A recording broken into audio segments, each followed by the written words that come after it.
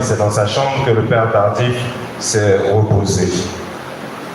Et il était heureux de l'initiative parce qu'il dit trop de chrétiens, trop de cadres ont honte de parler de Jésus, ont honte de déclarer leur amour à Jésus. Il ne comprend pas cette situation parce que normalement, quand on aime, on n'a pas honte de le dire. Il suffit de voir le nombre de SMS qu'on peut envoyer aux aides chères tout au long de la journée. Mais à Jésus, quand il faut déclarer la flamme, là, on est tiède, on est mou, on préfère se cacher. Et si on veut que les choses changent, il ne faut pas avoir honte. Il ne faut pas avoir honte de s'engager pour mettre ses compétences, pour mettre ses connaissances, pour mettre ses relations au service de sa foi, au service de ses valeurs chrétiennes, si on souhaite que ces valeurs chrétiennes soient répandues dans la société. Ce n'est pas en restant dans notre confort individuel, en critiquant dans nos salons qu'on va obtenir des changements. Ce n'est pas en critiquant les membres du clergé dans notre salon qu'on va obtenir des changements. La présence de Monseigneur ici est un message de l'importance que la conférence épiscopale accorde au rôle et à la place des laïcs dans l'Église. Donc il faut qu'on fasse le pas de venir vers eux pour proposer un certain nombre de choses. Il faut qu'on fasse le pas pour nous engager.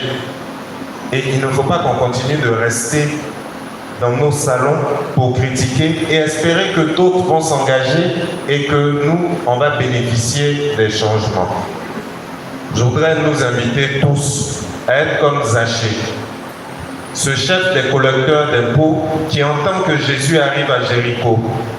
Et comme il est de petite taille et que la foule est rassemblée, il ne peut pas voir Jésus. Qu'est-ce qu'il fait? Il met son statut au pied de l'arbre. Il dépose ses habits de grand cadre, de riche, et il monte au sommet du sycomore pour pouvoir voir Jésus.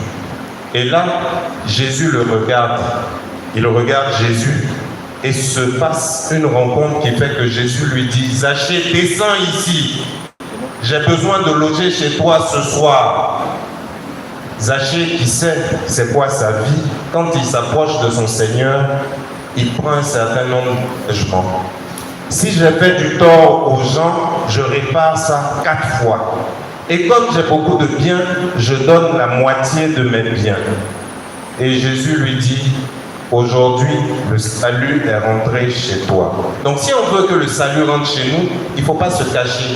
Il faut avoir le courage que Zachée a eu. Il faut mettre les égos, l'orgueil de côté et il faut poursuivre Jésus. Lui, à ce moment-là, il saura faire entrer le salut chez nous. Il saura, comme le disait la sœur, nous rendre utiles à la société. Et il le fera comment? Il le fera en mettant son Esprit Saint en nous. Parce que sans lui, nous ne pouvons rien. Et il dit, je vous invite, vous qui êtes cadre, chef d'entreprise, à lire Luc 12:12. C'est très intéressant, Luc 12:12. Lisez ça avant vos réunions, là. Avant les situations compliquées, avant les rendez-vous, vous savez que les gens se sont préparés pour venir vers vous. Quand vous allez lire ça, vous verrez que le Seigneur dit de ne pas vous inquiéter parce que à l'heure dite, l'Esprit vous enseignera tout ce que vous aurez à dire. Donc, si vous voulez être comme le professeur, il faut vous engager. Lui, il est engagé depuis toujours, il ne se cache pas. Il a imité Zachée. Il monte sur tous les sycomores qu'il trouve sur son chemin pour pouvoir voir Jésus et permettre à Jésus de le voir. Et quand Jésus le voit, Jésus voit qu'il a besoin de son esprit. Il lui donne une double dose, une triple dose de son esprit. Ce qui fait que même quand il dit qu'il est fâché, fatigué et qu'il ne peut plus courir, il peut crier.